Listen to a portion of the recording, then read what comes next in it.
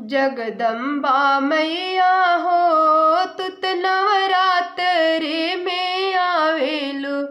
जगदम्बा मैया हो तुत नवरात्रि में आवे।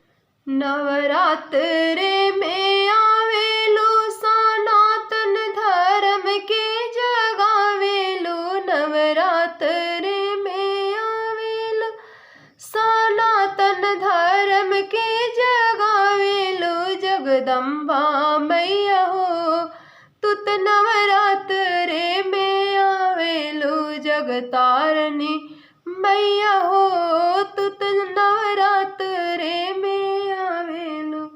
नवरात्रि में आवेलु तो पापी के भगावेलु। नवरात्रि में आवेलु तो पपियन के भगावेलु। जगदम्बा मैया हो तुत नवरात्रि में आवेलु। जगदम्बा मैया हो तुत नवरात्रि में आवेलु। भवानी मैया हो तुत नवरात्रि में आवेलु।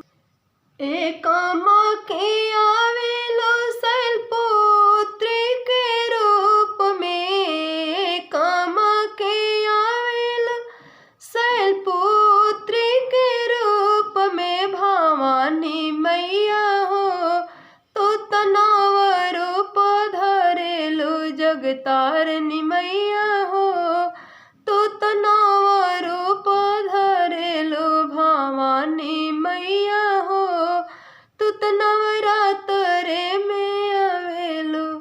दूजे के आवेलु ब्रह्मचारिणी के रूप में। दूजे के आवेलु ब्रह्मचारिणी के रूप में। भवानी मैया हो तुत पापी भागावेलु। जगतारनी मैया हो तुत सनातन धर्म जगावेलु। जगदम्बा मैया हो तुत नवरात्रि में आवेलु। भवानी मैया हो तुत नवरात्रि में आवेलु। नवरात्रि में आवेलु सनातन धर्म के जगावेलु। नवरात्रि में आवेलु सनातन धर्म के जगावेलु। भवानी मैया हो तुत नवरात्रि में आवेलु। जगदम्बा मांगिया के टिकवा माई के मांगो में पहिरावेनी। मांगिया के टिकवा माई के मांगो में पहिरावेनी। भवानी मैया हो तुत बड़ा सुंदर लागेलु। जगदम्बा मैया हो तुत बड़ा सुंदर लागेलु। तीजे के रूप माई चंद्रघंटा के रूप में। तीजे के आवेलु चंद्रघंटा के रूप में। भवानी मैया हो तुत बड़ा सुंदर लागेलु।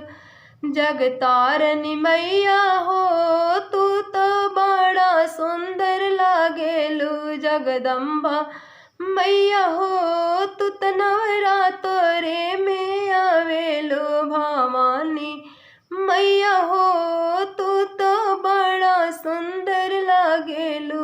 भवानी मैया हो तुत बड़ा सुंदर लागेलु।